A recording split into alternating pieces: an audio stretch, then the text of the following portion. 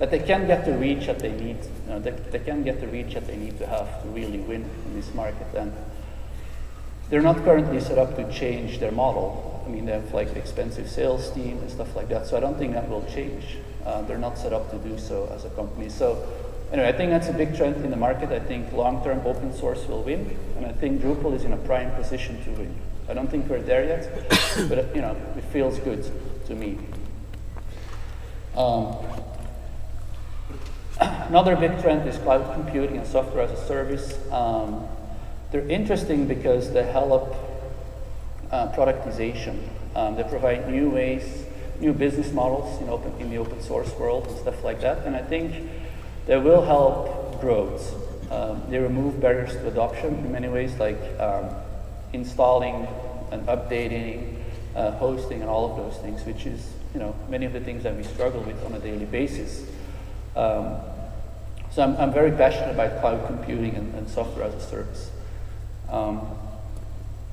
And this also aligns with something that I described in Paris, which is the way technology evolves, which is a very natural evolution. Like essentially things go from innovation to bespoke systems to products and ultimately to sort of services where they're like commoditized. And that happened to electricity. Right now we have basically the power grid that you just plug in your laptop or whatever, and you consume as much power energy as you need. Same thing will happen with compute power, I think. We used to have big, expensive machines with very limited compute power. It's slowly evolving to be cloud computing, where you plug in, or you basically run the application that you need to run, and you consume as much computing resources that you need, and then when you're done, and you don't need to pay. So I think the same evolution will happen.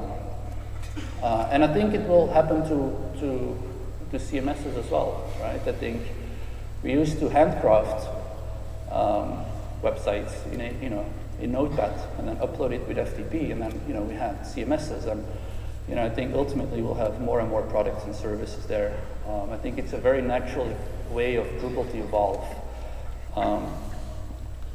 And for me, that's very exciting. It means that fun and exciting times are to come. I don't think it will happen overnight. I think it's going to maybe take another 15 years. I don't know how long, but many years.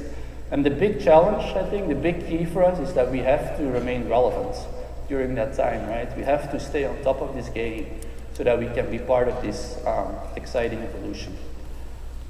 And so we actually, it's funny, like, we've talked a lot about staying relevant, and sort of came up in small core and big core discussions, and, in various conversations that we've had as a community. This is sort of an underlying topic in a way. What is the best thing for us to do so that we can remain relevant? So a while ago, I read this book, which is called The Innovator's Dilemma, and it's written by Christensen, I believe. Yeah. And he basically says that every innovator, every project, every company has a dilemma at some point, or maybe at multiple points in their life, which is, do we serve the current users, or do we move on and serve the next generation of users? And in our case, that could mean, do we serve the small websites, or are we going to serve the bigger websites? Or do we serve the developers maybe versus the end users?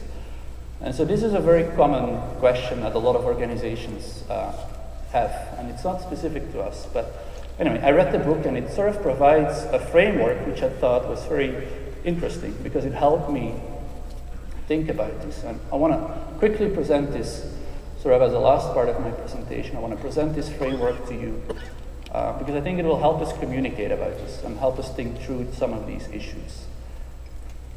All right. 1 second.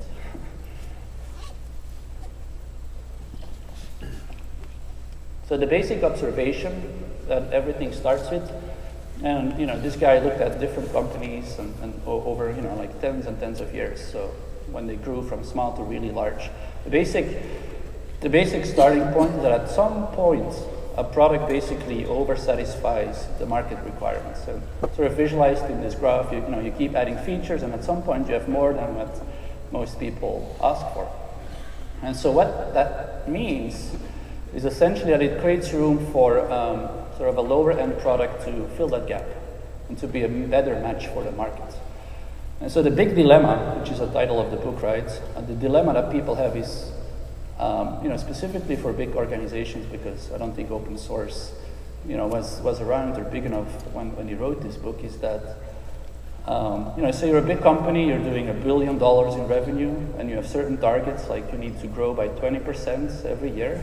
All of a sudden, you need to figure out a way to make $200 million that year. And moving down markets is probably not the answer. So a lot of these big companies have no choice to move up and to go after bigger customers, because moving down market typically means, smaller markets, smaller price points. And so it's very hard for a commercial organization to do so. And a good example would be mainframes, for example. Right, they're expensive and they kept adding cool features, but ultimately the PC, the personal computer, was good enough for most people. So I think that's a good example of what happened, with what this graph represents. All right, so next slide. And so that was sort of familiar to me. Like, if you think about Drupal, in a way, we're like sort of the the small system attacking the big enterprise software vendors from below. At the same time, sometimes I feel it's like the other way around, right? It's like sometimes the Joomlas and the WordPress of the world are like coming after us, attacking us from below. And that's definitely true. Like WordPress 3.0, for example, will ship with custom content types. These are screenshots from their development snapshot. Same thing with Joomla. We'll have custom content types built in. We'll have taxonomy system built in into their core platform.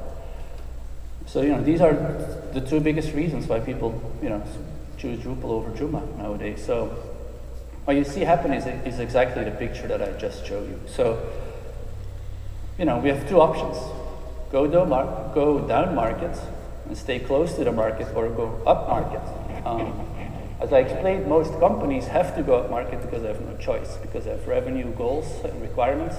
But I do think we have a choice. I think we're different because there is no revenue, there's no money involved. So I do think we have a choice. And as a result, we often find ourselves brainstorming about that choice and talking about that choice, which is a very healthy thing. The other thing, at the same time, I see us going up market. Why? I think it's easier.